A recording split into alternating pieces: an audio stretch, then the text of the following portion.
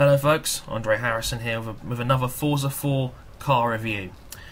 On this second Forza 4 car review, I'm going to be going back in time, going back to 1993, into a car that really rewrote the rulebook on how to make a supercar.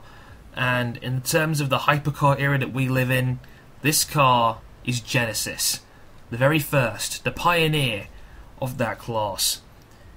On this episode, I'm going to be reviewing the 1993 McLaren F1.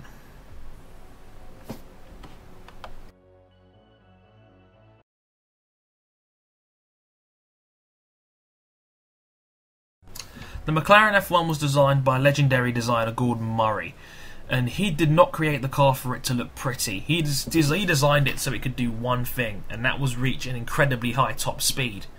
However, I love some of the style elements on this car. I love the fact they still managed to make it look restrained and give it a nice, modest look, despite the fact that there is a ton of aerodynamic moves on this car to enable it to get to that amazing top speed, which I'll talk about later. And I also love the fact you sit in the middle of the car in a three-seater. You sit in the middle. It feels like you're a fighter pilot. It feels like you are right in the middle of the action. And I love that about this car. No style for style's sake, just pure, modest, well done brilliance.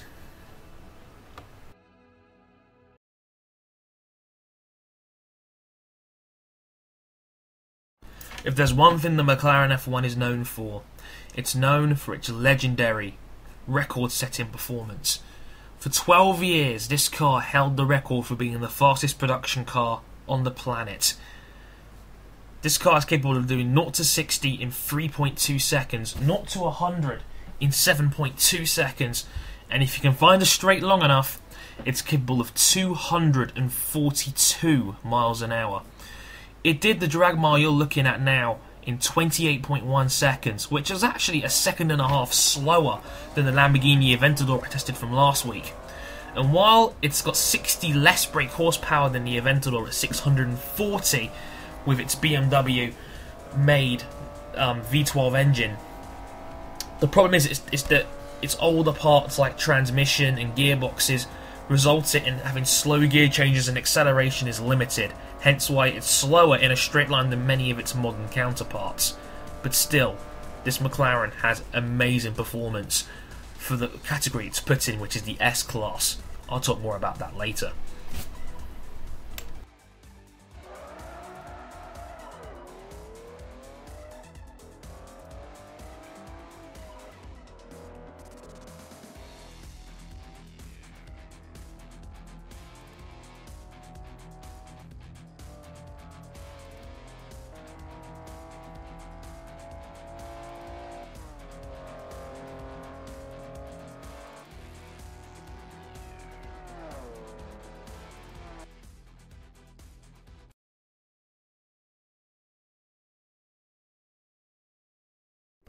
So, how does the 1993 18-year-old McLaren F1 handle? The answer may surprise you. I actually think it handles rather well. When I first started to drive it, the back was loose, it was a bit shaky, the back came out very easily. I wasn't quite sure what to make of it at first, but once it really got going and once I got into how the car was driving and once I got used to the style, it's actually very, very nice to drive. The more I drove it, the more I got into the experience and the more I enjoyed it. What I will say is that despite the fact it's 18 years old, its brakes are still very good, its handling is still very good, and it actually has a rather nice amount of downforce to it, again down to that amazing design from Gordon Murray.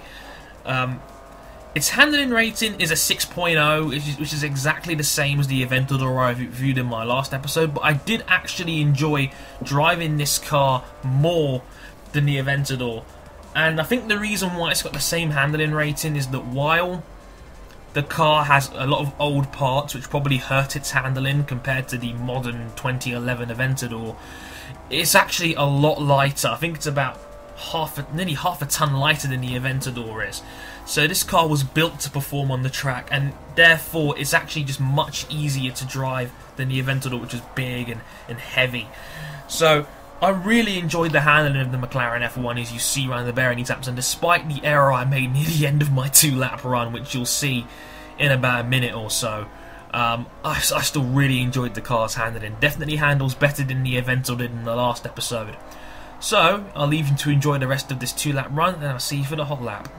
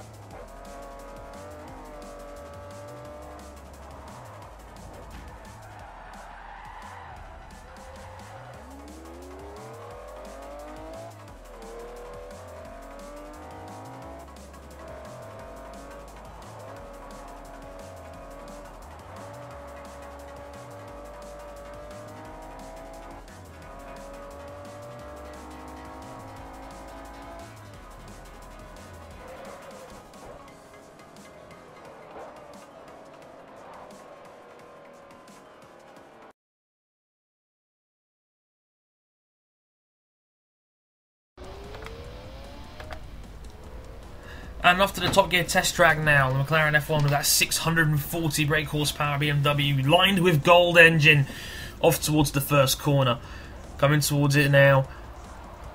Bit wide, but on the grass on the way in. So I managed to keep it under control for the way out. Love this car, by the way, when it's at the limit. Feels very responsive, despite the fact it's so old. But through to Chicago now. Managed to keep it in slide, better than the Aventador did. Coming now down towards the hammerhead. Siggy sat in the middle there for the best driving experience. On the brakes hard, very nice brakes into the hammerhead. Nice bit of oversteer to keep it in control, and out now onto the back straight. Again, really enjoyed this car, pushing it to the limit here.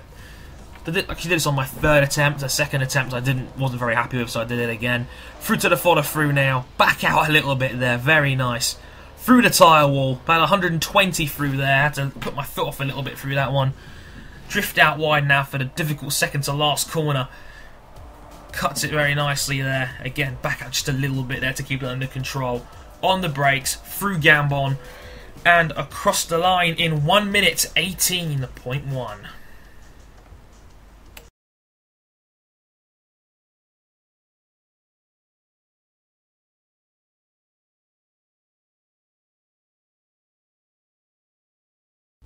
So how usable is the McLaren F1 in the Forza 4 game universe? Honestly, it's a game of two halves here.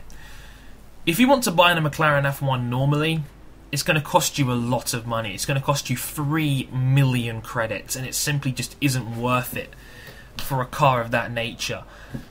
Even though it's a legend, that's a lot of money to give up for a car which isn't that competitive. I mean, the R1 Le Mans cars are $500,000 cheaper than that. You can take your chances and try and get one on the auction block for cheaper, though. The reason for that is that this car is actually a reward car. You can win this car as part of a selection when you get to level 31. You can choose between either this, the Bugatti EB110, the Ferrari F50, or the Jaguar XT220. It's the Hypercar Pioneer Award. My recommendation: pick that car out of the four. This is definitely the best car out of the four for that category, and you're getting a car that's worth 3 million credits. So even if you don't want it and you can sell it on, you stand to make a good amount of money on the auction block with it. So this car is definitely usable in Forza as a performance car. All you got to do is tweak the handle a little bit and maximise it out for that S category of 700, and you've got a very competitive car that can go with the top end cars of the S class. So this car has definitely got a very good Forzability.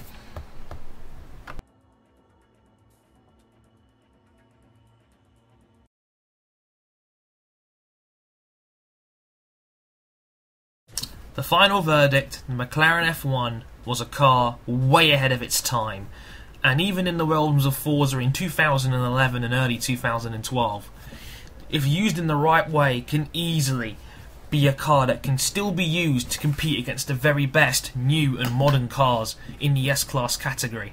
If you can win it at level 31, take advantage of it. It's a great tool to use in that loaded and competitive S-Class, and it's a fantastic overall car in the realms of Forza. If you have a car you'd like me to review in a future episode, please comment below, and thank you to Joey Shamoon for the suggestion to review McLaren F1. If a suggestion makes an episode, I promise I will give you a shout out. Thank you very much for watching. I've been Andre Harrison, and sayonara.